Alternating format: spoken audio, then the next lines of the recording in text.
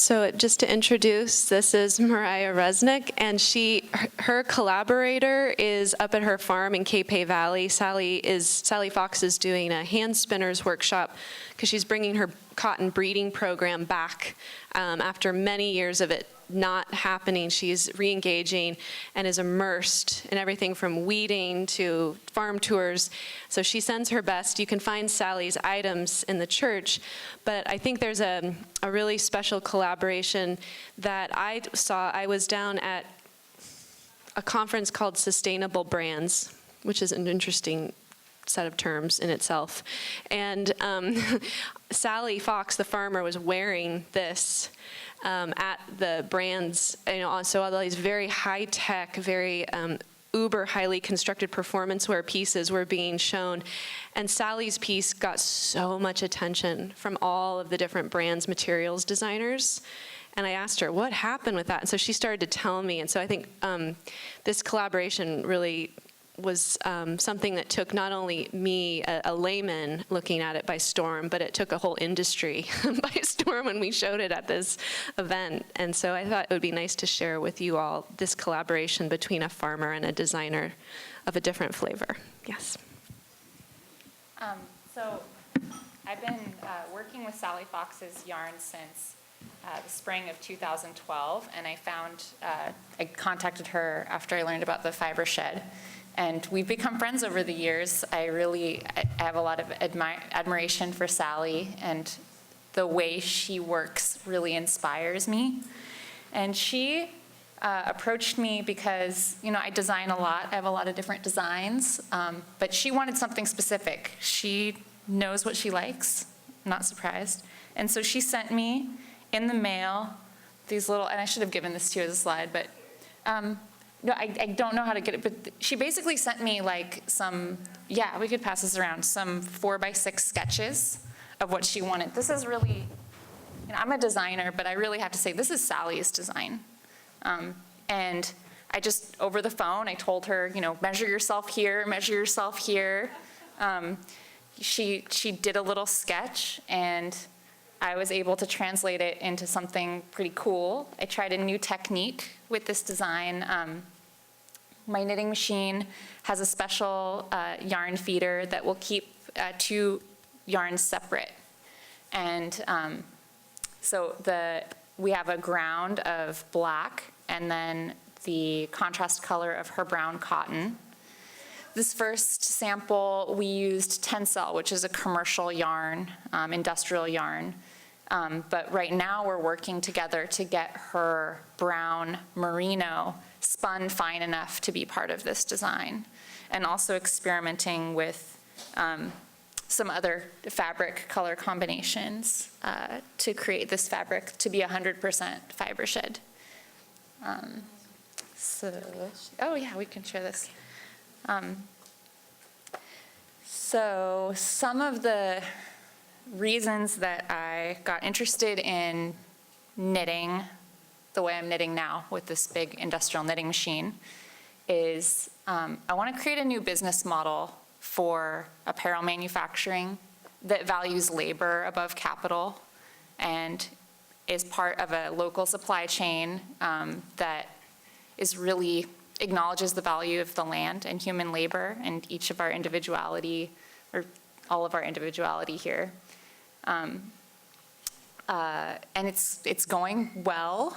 I'm really proud of the work I've been able to do so far. It's been really challenging to take on the business risk of buying this equipment and getting it paid off, and I'm really close to getting it paid off, which is exciting for me. And yeah, these are some shots of my knitting machine. It's manufactured in southern Germany. It's a flatbed knitting machine. It's made for doing full fashion knitting. So unlike a weaving loom where you weave rectangles of fabric, this knitting machine can make shaped garment panels. So you can see this piece shows really well. You can see the sleeve is shaped automatically. So I pre-program everything. I knit until it comes out perfectly. I save all the settings, and then I just want to knit that same thing over and over. So it works well when I'm making large batches of pieces, and I'm making the same thing over and over. And my stitchers, we all just start going faster as we do the same thing. And it's not tedious. We love it. We love it when we're in production. When we're prototyping, we're like, it's kind of more stressful for us sometimes.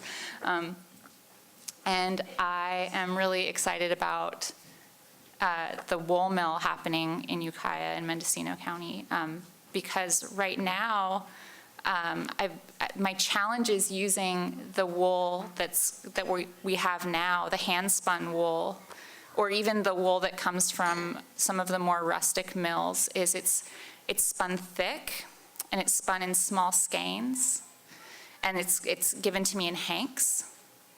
And so before I can even knit it, I'm having to wind it onto a cone, and then it's in these small things. You know, my machine, I want to just load it with yarn. I want like a 3-pound cone of yarn, so I can load it on the machine, say, knit that hat, and then walk away for 3 hours, and I come back and there's all these hats at the bottom of the machine. But if I'm dealing with these little skeins of yarn, I'm sitting there putting each one on and kind of like splicing the ends together and pulling the knots through. And also one of the most wonderful things that happened today is I was showing somebody something I knit out of Sally's yarn, and I'm like, oh, there's hay in it. She's like, no, it's like when you get a piece of amber and it has, you know, all the little glittery pieces. And I was like, oh, because when I put it through the machine, if it hits a piece of hay that's like a real straw, it'll break the yarn right there, and then I'll get a hole. And sometimes I'll mend it and put it back together. Other times I don't want to throw wool away, so I'll wind it back on to a cone. So sometimes I'm knitting the thing through the machine a few times, and that's a little bit challenging for me. Also, the wool that we're getting right now from the Fibershed is heavier gauge, and the weather's been really hot. And my customers don't really want some customers want a 2 or 3 pound sweater, but I personally want a lighter sweater. So I'm excited about getting some like 218, some 2-ply that's lighter, that's smooth and doesn't have hay in it, so I can do fancy knitting stitches in it and make some lighter weight garments. Well, I think that the yarn that we have now is really beautiful, and like the hand knitting market is really responding to it, and that's great. Like if that's the market for it, sell it to the hand knitters. They're doing amazing, beautiful things. And as we grow and we move into using higher tech equipment and processing at a higher level, we can just increase access to these products, because when you're knitting a lighter weight yarn, the overall fiber usage in the garment goes down. Instead of a 2-pound sweater, you're getting like a 3/4 or 1/2 pound sweater. Less fiber usage means better price, and it's kind of more flexible for people.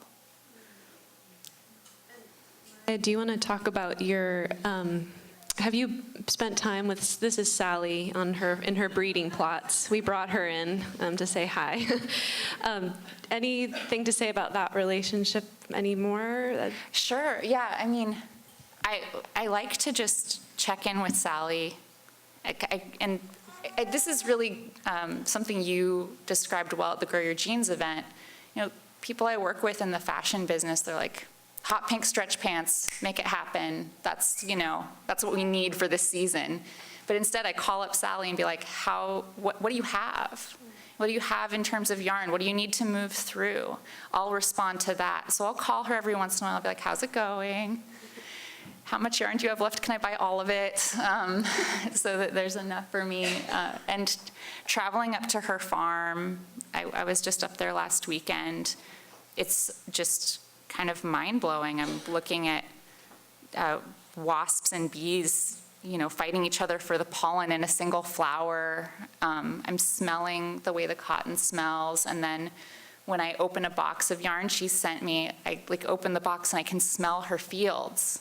And I put pieces that I've made out of her cotton in the washing machine, and the hot water hits it, and it just smells like flowers. And I wish I could just bottle it and share it with my customers, because it's really, it's just so sensual. It's such a different experience than opening a box of yarn that I get for one of my customers that's from Italy, and it's completely sanitized down to nothing. It's totally different.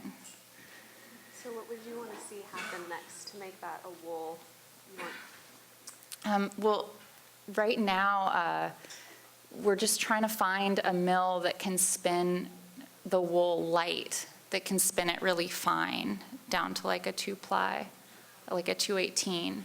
And we've gone to a couple different mills, and I feel like one of the problems that we're having is the processing it into top is kind of crucial to getting it into a lighter, finer yarn on the other end. So having access to a mill that will process the wool into top at the right quality is a little bit of a challenge. The other thing that I'd like to see is I'm working with a company hired me, and they're doing a project where they're pooling yarn or fiber together from a lot of different farms. They're just going out and buying it and then processing it into a single batch of yarn. And I feel like that could be good for our Fibershed to process. I mean, it's a great story for the customers. Be like, this yarn is from this farm. That's a cool story. But we could make a lot of cool clothes for a lot more people if we processed it all at a really high quality in a larger batch, kind of like a dairy co-op would do.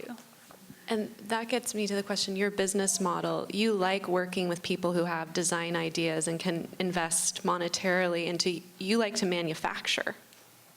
Yeah, designing is fun, but my goal is to set up a factory that's really focused on all the workers in the factory having a good livelihood and a good quality of life and not working too hard.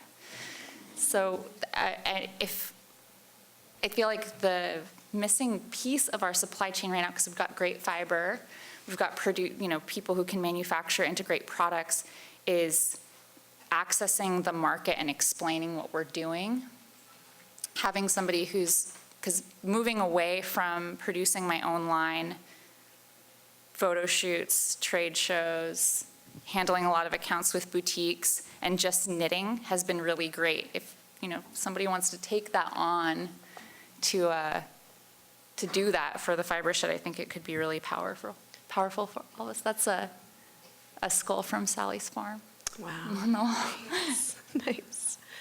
So some of the needs identified here, if you have a design, if you want to start a label and you want to aggregate great wool in the community, it's really important to understand, remember, you have someone like Myrrhia who wants to actually be a manufacturer at scale. So it's just an amazing gift, and she's kind of just like waiting for this wool to be processed at the gauge needed for this piece to become fully of the landscape. Well, also, if you have a product like a scarf or a hat, are really great examples where you just can't keep them in stock. Just make a bunch for you and just have them for the season. Makes a lot of sense. So. Thank you, Myrrhia, so much. This was wonderful.